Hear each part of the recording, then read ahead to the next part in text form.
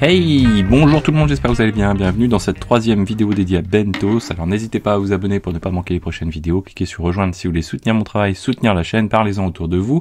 Donc dans cette troisième vidéo, on va s'intéresser aux files, donc en input, en output, au switch et switch case, et on va voir également la notion de groupe. Donc ça va être quelque chose qui va permettre d'aller un petit peu plus loin que la vidéo précédente, de découvrir encore un petit peu plus d'éléments et de commencer à parcourir un petit peu la documentation. Alors première chose, donc j'ai une VM à côté avec Bentos, donc pas de souci. Nous ce qu'on va faire, c'est qu'on va créer une petite structure qui va être toute simple. Donc on va avoir data et on va avoir output, on va dire, voilà. Donc on a deux répertoires comme ceci, data et output. On va derrière, donc en guise de data, avoir des fichiers CSV. Donc nous on va faire quelque chose qui va être très moche, mais c'est juste pour la démo. Donc on va appeler test CSV comme ceci. On va éditer plusieurs fichiers. Alors la particularité de ces fichiers, c'est que c'est des fichiers CSV, donc séparation par du point virgule, et que la première ligne est l'entête, donc définissant les différents champs. Ça c'est quelque chose qui est important à avoir pour pouvoir réaliser la même démo que l'on réalise. Donc on va derrière dupliquer ces fichiers. Donc test, on va l'appeler test 2, test 3, test 4 éventuellement, etc. Donc c'est pas grave, on a la même chose dans chaque fichier. Le but c'est pas d'avoir des datas qui sont on va dire intéressantes et cohérentes. Qu'est-ce que l'on a? On a le nom, le prénom, la ville et l'âge séparés par des points virgules. Particularité, donc on a deux personnes qui ont le même nom ici, Julie et Paul, dans des villes différentes, et Pierre qui va être donc avec un nom différent. Donc ça c'est le premier élément. Ensuite, donc on va s'intéresser à l'utilisation de Bentos. Donc Bentos, derrière nous, on veut parser ces fichiers CSV. Donc pour pouvoir faire ça, on va avoir un premier bloc. Donc on va faire un vim.config.yml. Donc on est en format YAML. On va le passer comme ceci. Alors qu'est-ce que l'on fait? On va utiliser donc l'input de type file. Donc ça c'est quelque chose qui est assez classique sur les principes de fonctionnement des outils à base de stream, ce genre de choses. On a un bloc input, un bloc output et des blocs intermédiaires, des filters ou des blocs de pipeline. Et derrière on va faire appel à différents outils à l'intérieur de chacun de ces blocs. Par exemple ici, donc si on se rend dans doc, component, input, file, on va retrouver la documentation donc de ce fameux file. Donc on va retrouver ici ces éléments de base. Donc derrière, il faut savoir que chaque input, output ou autre dispose généralement de metadata, input principalement de metadata. Notamment, donc c'est des métadatas, on va pouvoir les exploiter ou les utiliser potentiellement si on le souhaite. On va pouvoir récupérer le pass. Le pass, c'est quoi? C'est l'endroit, donc vous voyez, c'est un champ spécifique, c'est l'endroit où on va pouvoir retrouver les fichiers. Ces fichiers, on va pouvoir ce pass et ces fichiers, on va pouvoir les retrouver également en mode regex. Donc on va pouvoir auto-découvrir les fichiers en mode globe, pardon. Je vais mélanger les blobs et bloblang et globe. Donc le globe pattern, c'est-à-dire quelque chose qui est habituel au niveau de Linux, avec notamment le star, donc l'étoile, donc étoile/étoile par exemple, .csv, on va être dans différents répertoires et on va chercher les fichiers qui se nomment avec une extension .csv. Donc ça c'est quelque chose qu'on va utiliser dans le pass et derrière on va pouvoir récupérer donc sous forme de metadata cette valeur. On va pouvoir aussi récupérer une valeur de temps, soit sous forme Unix ou autre.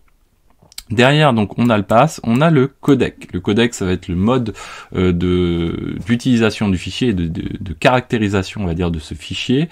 On retrouve pas mal de modes. Alors, compressé ou non compressé. On va pouvoir aussi également définir soit des éléments avec une autodécouverte du format ou forcer un format particulier. Par exemple ici, le CSV, on va pouvoir dire voilà, c'est un CSV avec un séparateur X. On va pouvoir mettre également des limiteurs avec un séparateur X. on va pouvoir avoir le mode line simple, c'est-à-dire que j'ai des lignes, je cherche pas à différencier les champs qui sont à l'intérieur, je veux juste parcourir ces lignes. Dans ce cas-là, je peux faire appel à line, mais derrière ça veut dire que je vais pas pouvoir manipuler chacun des champs comme je le souhaite. On va retrouver vraiment beaucoup de choses. Ensuite, on a le max buffer. L'idée c'est de se dire voilà, j'ai des lignes, un nombre de lignes données, et bien ça va être le maximum de lignes que je vais pouvoir manipuler par bloc. Donc là c'est un integer que vous allez pouvoir rentrer. Ensuite il y a quelque chose qui est très très important, c'est est-ce qu'on considère que quand Bentos a fini son travail, il supprime les fichiers qu'il a traités ou pas. Donc ça c'est quelque chose qui est important. Vous voyez que par défaut il est à false bien sûr. Élément à retenir aussi dans l'utilisation de file en input, c'est quand tous les fichiers ont été traités, vous allez le voir, il nous rend la main, c'est-à-dire que le fichier, donc si tout s'est bien déroulé, Bentos finit en exit 0 et c'est terminé. Donc il ne reste pas à l'écoute, il va pas watcher en permanence comme des outils comme Filebit, comme FluentBit ou autre, peu importe. Il va pas rester à regarder les fichiers sur le file input. Donc ça c'est quelque chose qui est important à retenir également. Voilà, vous avez un exemple juste ici. Donc nous on va utiliser cet exemple-ci, c'est-à-dire que dans data on va prendre tous les fichiers .csv. Vous voyez qu'on définit donc qu'on utilise un CSV avec un délimiteur point virgule. Le max buffer, moi j'ai mis 1 mais c'est juste pour la démo. Et donc derrière ensuite on va pouvoir travailler dessus. Alors, élément important à retenir, donc on va passer donc au bloc intermédiaire qui est le bloc de pipeline. Alors ce bloc de pipeline, on va pouvoir retrouver cet élément-là dans ici les processors. Donc les processors, c'est ce qui va être décrit au sein du pipeline. Un pipeline est composé d'un ou plusieurs processeurs. Et si vous regardez le About de processors, vous allez retrouver des exemples. Et notamment, ça va vous mentionner que pipeline peut prendre aussi un autre paramètre que la liste de processeurs. Vous voyez ici, vous avez un array, donc les processors. Et au-dessus, vous pouvez définir, si vous le souhaitez, le nombre de threads utilisés. Alors par défaut, il est seté à -1. -1, ça signifie simplement qu'il va s'adapter au nombre de CPU qui sont disponibles sur votre machine. Si vous souhaitez surcharger, vous pouvez surcharger et définir les éléments que vous souhaitez. Vous pouvez également définir un autre élément au niveau des processeurs, c'est le label. Vous voyez ici, on va définir un label par processeur. Ce label, l'intérêt c'est quoi? Ça va être de sticker l'étape en question, donc de lui attribuer un nom pour pouvoir mieux l'identifier derrière. Mieux l'identifier pourquoi? Pour faire de l'observabilité, notamment quand vous allez collecter des métriques et les logs, ça va vous fournir des informations. Donc on va pas forcément s'en servir aujourd'hui pour pas avoir trop de choses complexes. Les processeurs ne sont pas que utilisés pour les inputs, c'est pour ça que vous ne retrouvez pas le bloc input comme ça directement. Ça peut être également utilisé en output. Pourquoi?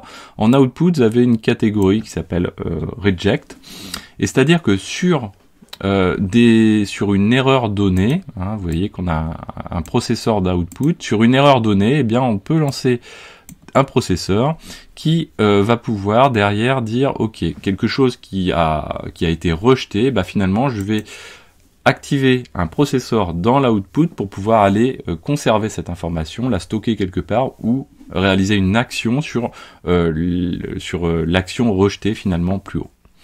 Donc ça c'est quelque chose qui est important. Et donc la liste des processeurs, alors vous avez soit dans le About ici, elles sont classées, donc vous voyez par mapping, integration, parsing, composition et utility.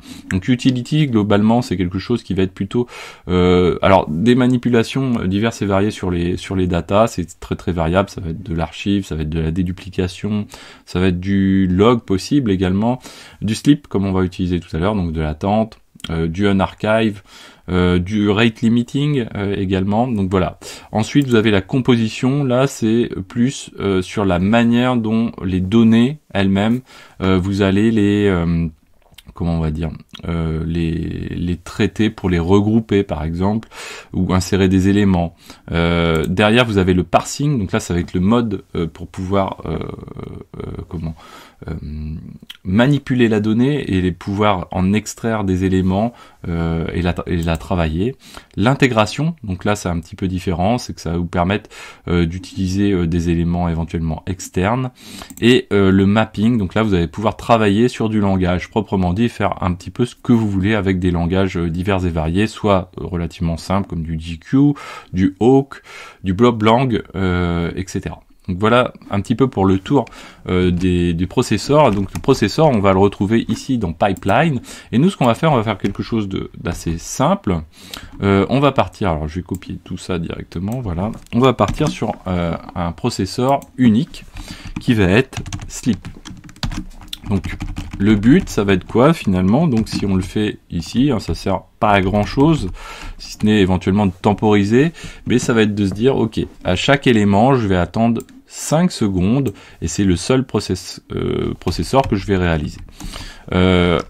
Derrière, bien sûr, on va enchaîner avec un output. Hop, on va en sortir, voilà. On va enchaîner avec un output, et nous, on va, pour l'instant, on se connecte à rien du tout, on va juste écrire dans le répertoire output. Donc là, je vais corriger dans le répertoire output, et je vais écrire tout dans le fichier TXT.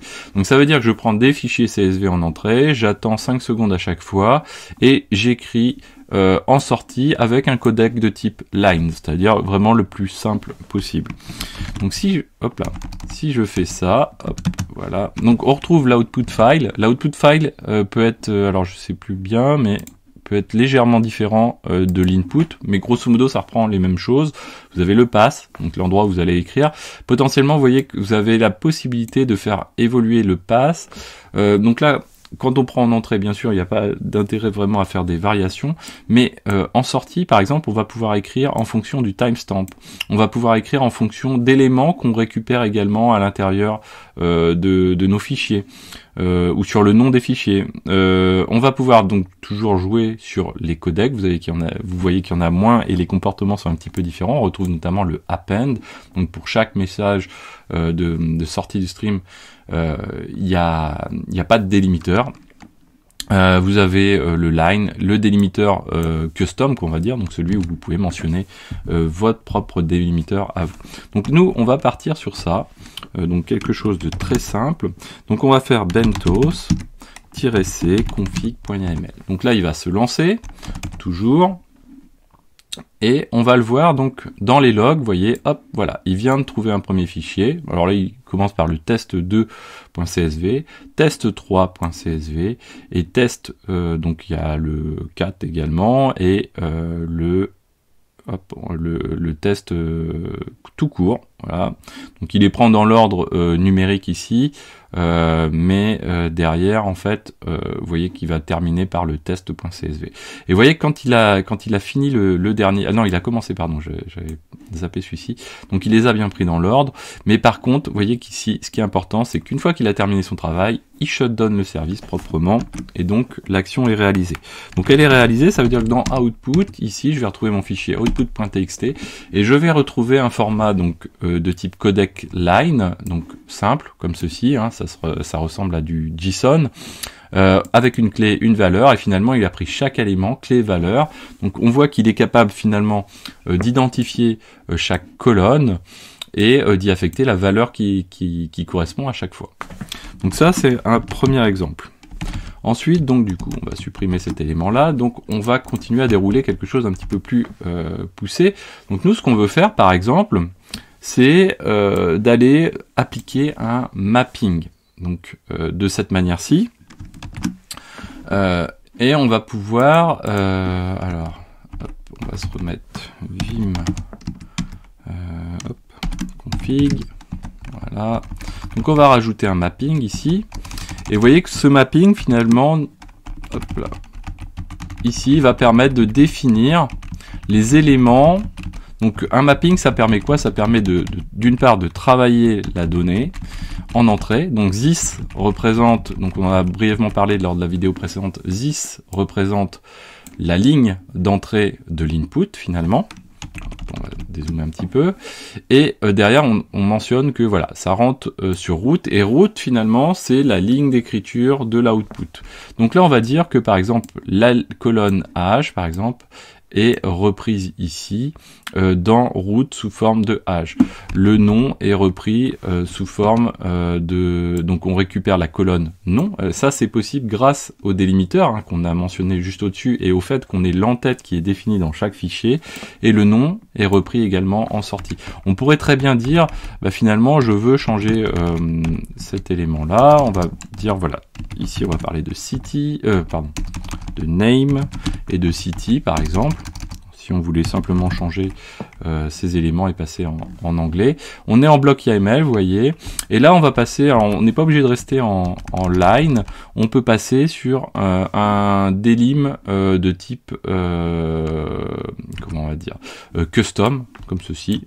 Voilà, hop, on peut passer sur un délimiteur custom. Donc on va le faire. Delim, on va mettre... alors un dièse, ça va pas forcément être la bonne option. On va mettre... ou un tiret, tiens. Comme ceci. Donc on va enregistrer. Et on va appliquer de nouveau. Donc c'est parti. Donc il va commencer tranquillement. Donc il va récupérer les fichiers, donc il consomme le test.csv, vous voyez qu'il était plus haut tout à l'heure, il attend 5 secondes, il teste 2, 3, et ensuite il va venir faire le 4.